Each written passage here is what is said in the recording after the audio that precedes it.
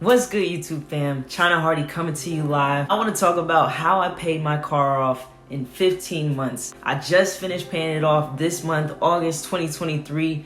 I wanted it to be a little bit earlier than that, but things happened, and I'll get into that a little later. But before we get into it, make sure you like, comment, and subscribe if you enjoy this kind of content. If you do, let me know down below, all right? And if you have any other questions, go ahead and hit me up on my IG page, all right? And I'll get back to you. Let's get into it. So I have a 2022 Kia Forte currently, and I bought this brand new last year. Now I know what you're thinking, why did you buy a car in this economy last year? So honestly, I had no choice. The car I had before that was a 2012 Kia Optima. I love Kias, you guys. I loved that car, all right?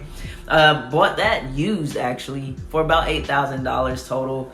That was in 2016, 2017. It served me well, you know what I mean? But last year, beginning of last year, I started having so many problems. Not even the beginning of last year, even the year before that, so many issues started occurring back to back, to the point that I was putting thousands into my car, and I'm just like, all right, it's time to get a new car. I was on the side of the road when I finally made that decision, needing a tow truck to get my car.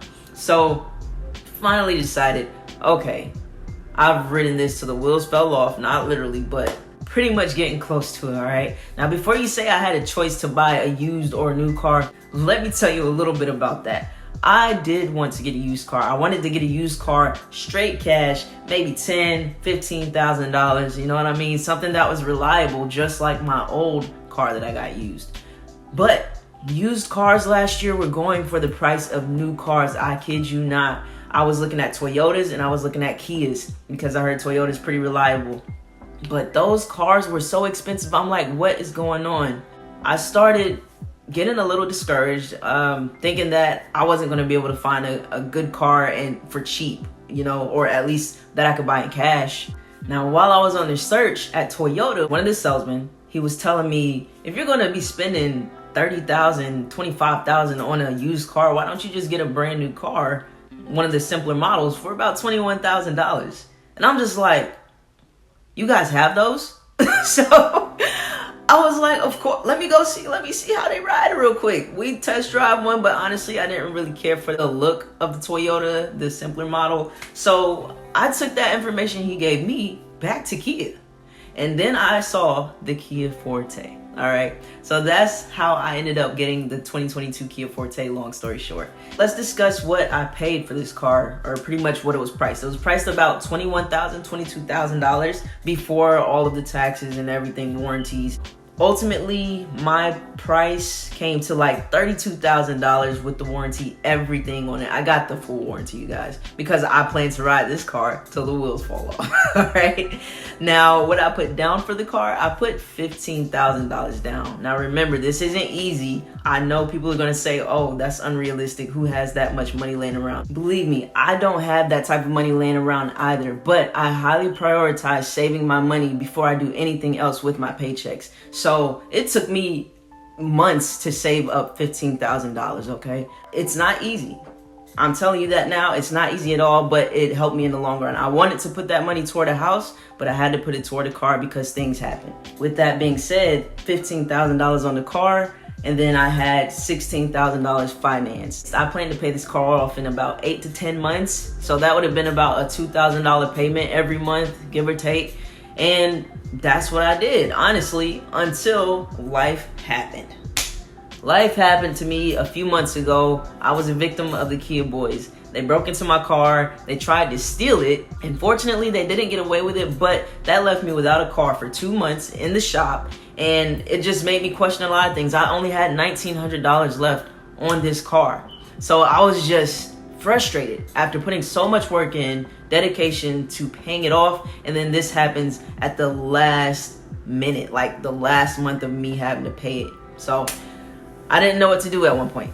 I was seriously considering selling my car back, trying to get as much money as I could back into my bank account because it just pissed me off so much. I didn't want to deal with Kia at all.